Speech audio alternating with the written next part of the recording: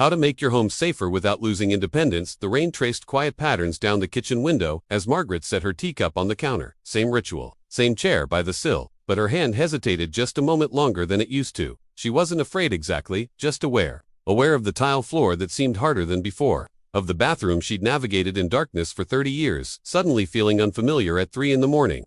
Of the basement stairs she'd once descended without thinking. When did caution become her companion?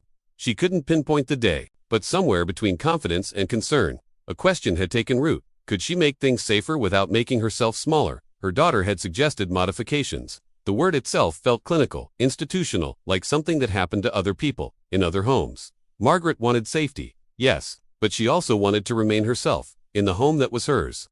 What she didn't know yet was that safety and independence weren't opposites. They were partners. And the difference between the two paths forward would come down to understanding one essential truth. But we're getting ahead of ourselves. 3 months earlier, Margaret's neighbor, Helen, had taken a fall. Nothing catastrophic, a stumble on the front steps after watering plants, a bruised hip, a few weeks of limited mobility. Helen was fine. But the incident rippled through their quiet street like a stone dropped in still water. Margaret found herself mentally cataloging her own spaces differently. The braided rug in the hallway that she'd loved for 20 years suddenly looked like it could catch a tow. The light switch at the top of the stairs required reaching in darkness.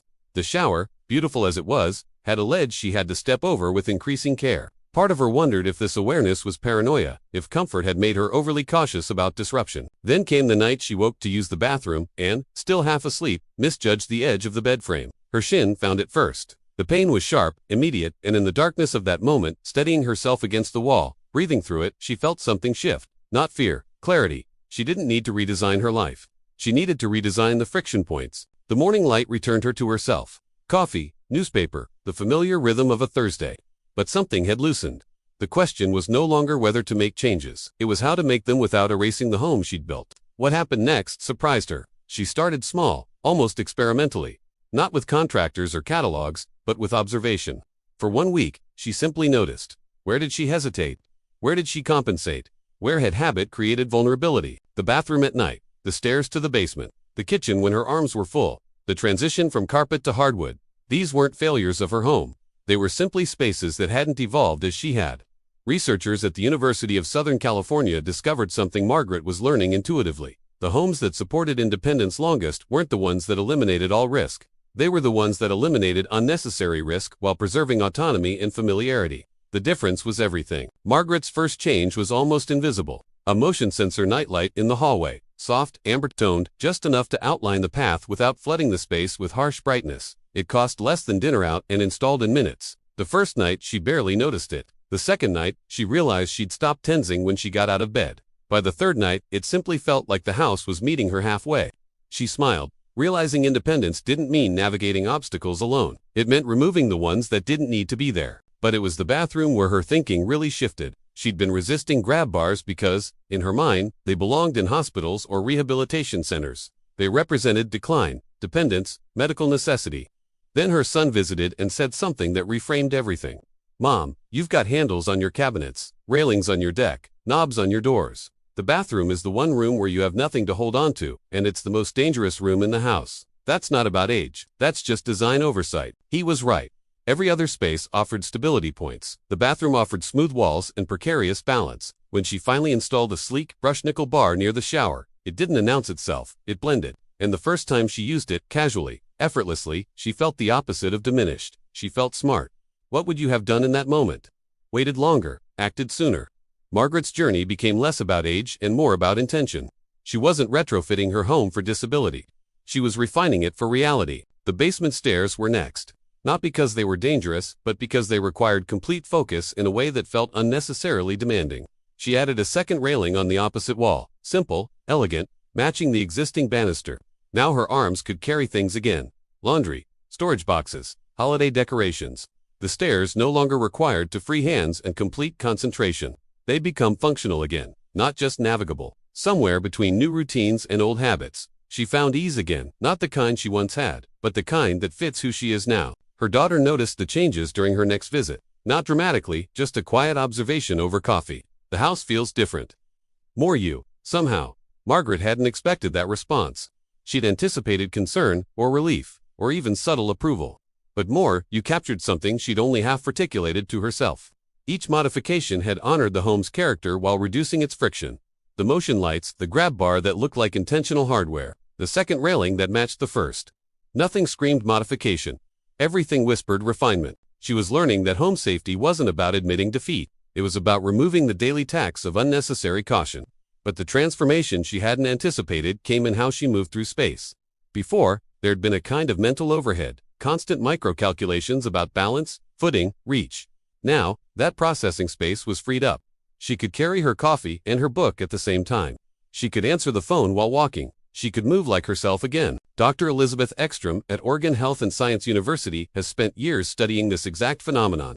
How environmental modifications don't reduce independence, they restore it by eliminating the cognitive burden of constant vigilance. Margaret experienced this not as research, but as relief. Sometimes, independence is less about strength and more about removing what's stealing it quietly. The kitchen was where she got creative. No major remodeling, just intelligent adjustments. She moved her most adjusted items from the highest cabinets to the middle shelves. She added a small magnetic strip near the stove for utensils she reached for constantly. She replaced one drawer's contents rarely used serving pieces with everyday essentials. None of this was about limitation, it was about efficiency, about designing daily life to require less reaching, less balancing, less compensating. Her friend Janet asked her about it over lunch. "Aren't you worried about, I don't know, giving in?" Margaret had thought about this. Giving in to what? She asked. Reality. Practicality. I'm not giving in, I'm giving up the unnecessary struggle. There's a difference. She paused, then continued. I spent years reaching for things on the top shelf because that's where they'd always been. But why? Pride? Habit. Neither of those were serving me. Now I spend that energy on things that actually matter. Janet was quiet for a moment, then she smiled. I have things on top shelves I haven't touched in 2 years. They both laughed, but Margaret could see the shift happening in her friends' expression, the same recognition she'd experienced months earlier. What surprised Margaret most wasn't just how a simple motion sensor system for her front entrance made life easier, but how it gave her back a sense of control. She didn't expect such a clear shift in daily comfort. She tested it quietly, and over time, she noticed the difference wasn't small. The soft chime when someone approached. The automatic lighting that made evening returns home feel welcoming rather than cautious. This isn't a promotion, just sharing something that truly worked for me. I'll leave the link below if you'd like to see what I mean. But even more than the practical changes, something less tangible had shifted. Margaret had stopped waiting for problems and started shaping solutions. She'd moved from passive acceptance to active design. Her home wasn't aging, it was adapting, and so was she. The conversation about safety had reframed itself entirely. It was no longer about what she couldn't do. It was about what she could do more easily, more comfortably, more sustainably. She thought about Helen, her neighbor who'd fallen. Helen had recovered, but she'd also become more tentative, more withdrawn. Margaret understood now that the fall itself hadn't been the only injury. The loss of confidence had been just as damaging. This was what prevention really meant, not just avoiding accidents, but maintaining the psychological freedom to move through your own home without constant mental negotiation. One evening, her grandson visited and made an offhand comment that crystallized everything. "Grandma, your house feels like a really good hotel. Everything's where you need it, but it still totally looks like you." That was it, exactly. The best hotels didn't announce their accessibility features, they integrated them seamlessly into the design. Comfort and safety weren't competing priorities, they were complementary ones. Margaret realized she'd spent too many years thinking in binary terms: safe or free, careful or confident, dependent or independent.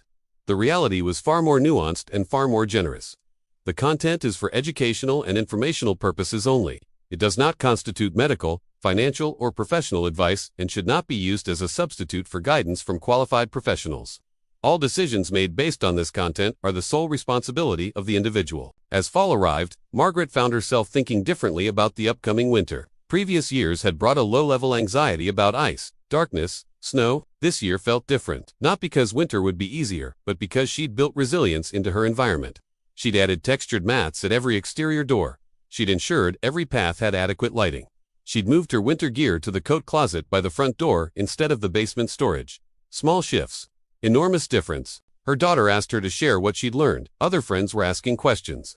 Facing similar moments of recognition, Margaret found herself articulating principles she'd discovered through experience rather than research. First, observe before you act. Notice your patterns, your hesitations, your compensations. The home reveals its friction points if you pay attention. Second, start with lighting. It's the simplest, least invasive change, and often has the most immediate impact.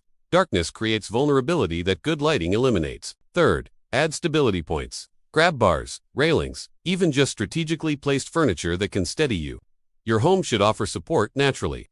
Fourth, reduce reach requirements. Bring frequently used items into the easiest zone, the space between your shoulders and your waist, without bending or stretching. Fifth, eliminate tripping hazards without eliminating character. Secure rugs, remove unnecessary clutter, but keep what makes the space yours. And finally, think in layers, not overhauls.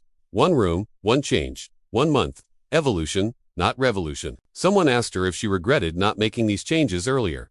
Margaret considered this carefully. No, she finally said.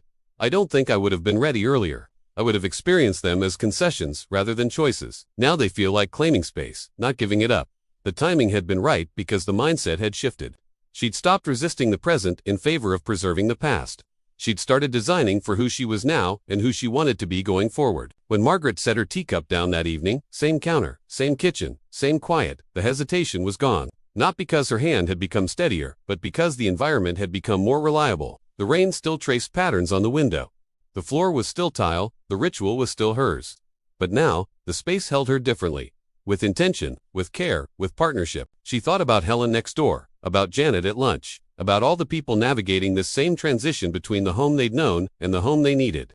The gap between those two versions didn't have to be wide. It didn't have to be painful. It just had to be honest. Margaret poured her evening tea and settled into her chair by the window, the motion light in the hallway glowing soft and amber in the growing dusk. Outside, the neighborhood was settling into its evening rhythms. Inside, everything felt exactly right. Not because nothing had changed, because everything had changed in ways that honored what mattered most: safety and independence. Together, finally, what part of this story spoke to you most, and where are you watching from? Tell us which city or country you're watching from. See you in the next video. Bye.